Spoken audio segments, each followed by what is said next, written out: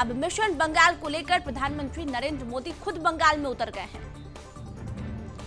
और बंगाल की पास पहले बात करें तो बंगाल में बीजेपी के पास एक भी सीट नहीं हुआ करती थी, फिर 2 हुई, फिर 3 हुई और अब लगभग 70 से ऊपर सीटें जो हैं वो बीजेपी के पास है विधानसभा चुनाव की।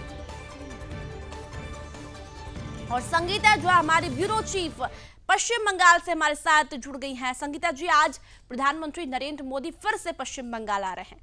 लोकसभा की सभी सीटों को जीतने के लिए अब ममता दीदी को चुनौती देने के लिए प्रधानमंत्री नरेंद्र मोदी खुद मैदान में उतर गए हैं और अब ये चुनाव हो गया है मोदी वर्सेस ममता का। क्या अपडेट मिल रही है, कितनी बजे मोदी वहां पर पहुंचेंगे और कौन से वो बड़े मुद्दे आज होने वाले हैं सुपर संडे में? देखिए, प्रधानमंत्री मोदी का आज 3 लोकसभा में लगातार जो वो जनसभा को संबोधित करने वाले हैं। इसके पहले भी हमने देखा है कि मोदी जब बंगाल आते हैं तो बंगाल में टीएमसी सरकार पर लगातार हमलावर होते हैं। लगातार उन्होंने साफ कहा है, इसके पहले भी हमने देखा कि उन्होंने 5 गारंटियां दी हैं और साफ कहा है जो भी भ्रष्टाचार में लिप्त पाए जाएंगे उन पर कार्रवाई होगी और ये कार्रवाई करने से कोई नहीं रोक सकता है। और साथ ही संदेश खाली का मुद्दा जो कि इस बार चुनाव में काफी ज्यादा बना रहा, लगातार चुनाव के पहले से हम देख रहे हैं कि इस तरह से संदेश खाली का मुद्दा एकदम मतलब बीजेपी ने इस पर जोर शोर से प्रदर्शन किया। महिलाएं जो संदेश खाली किए हैं वो लोग बाहर निकल कर आई, महिलाओं के उत्पीड़न को लेकर उन्होंने कहा। वहीं आप देखें तो कल अभिषेक बनर्जी ने एक बयान दिया, उन्होंने जयनगर में उन्होंने कहा कि बीजेपी महिलाओं पर अत्याचार कर रही है, इन्हें मारकर बंगाल की खाड़ी में फेंक देना चाहिए। तो इस तरह के जो बयान है इसको लेकर कहीं ना कहीं आज जो बयानबाजी लगातार पीएम ये सीएम ममता बनर्जी हो या फिर अभिषेक बनर्जी हो या फिर जो यहाँ के जो टीएमसी के नेता हो उनके द्वारा जो भी बयान दिए जा रहे हैं इस पर आज जवाब तो देंगे ही पीएम मोदी। साफ साफ आप देखिए कि लगातार जो तीनों जगह जनसभा को जब वो संबोधित करेंगे तो जब भी वो आते हैं बंगाल तो लगातार वो हमलावर होते ही हैं, कुछ ना कुछ वो कहते हैं, चाहे वो सरकार को लेकर हो या फिर एक आश्वासन देना जो बंगाल की जनता को, वो भी वो आश्वासन देते हैं। लगातार उनका जो दौरा है बंगाल में लगातार चल रहा है, चुनाव के पहले से ही लगातार वो बंगाल आ रहे हैं। मतलब ये साफ है कि बंगाल में बीजेपी अपना पैर पूरी तरह से जमाना चाह रही है। आप देखिए कि पहले अभी आप कुछ देर पहले ही बोल रहे थे, एक समय हुआ करता था जब बीजेपी के पास यहाँ पर एक भी सीट नहीं थी, फिर धीरे धीरे बीजेपी पैर पसारते गई।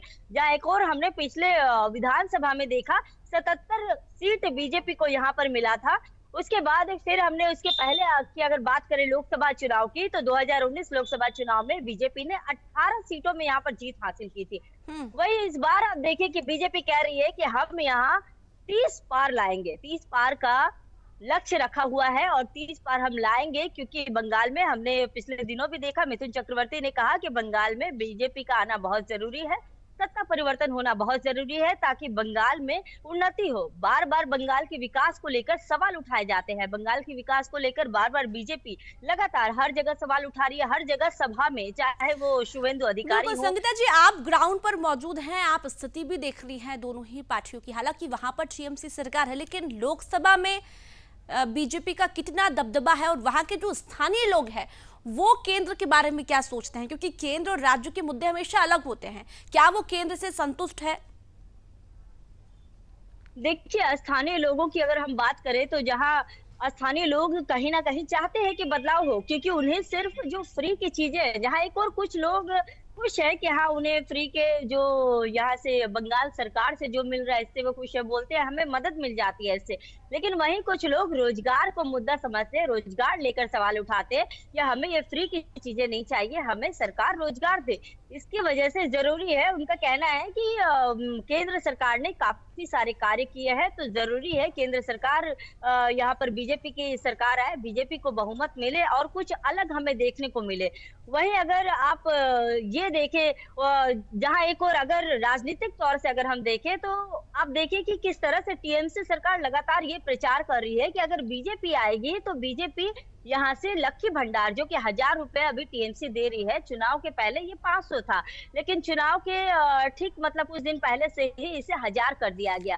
तो इस पर आप देखें कि जब पिछली बार अमित शाह आए हुए थे यहाँ पर दौरे के लिए तो उन्होंने कहा किसी का लक्की भंडार बंद नहीं होगा, बल्कि हर किसी को 100 रुपए बढ़ा दिए जाएंगे, 1100 रुपए हर किसी को मिलेगा लक्की भंडार। हम लोग किसी तरह की कोई योजनाएं बंद नहीं करेंगे। वहीं एक और टीएमसी ये कह रही है कि अगर बीजेपी की सरकार बनती है तो जो लाभ हम दे रहे हैं, यानी कि जो टीएमसी गवर्नमेंट दे रही है, वो लाभ का फायदा उन्हें नहीं मिलेगा। संगीता जी, तो एक मुद्दे की हम बात कर रहे थे, मुद्दे की लगातार बात कर रहे थे। एक छोटा सा सवाल बहुत कम समय में बता दीजिएगा कि ममता दीदी जो है वो एनडी गठबंधन के साथ में है, क्या उन्होंने सीए को लेकर भी बात कही है? कुछ दिन पहले ही मैंने एक बयान सुना था।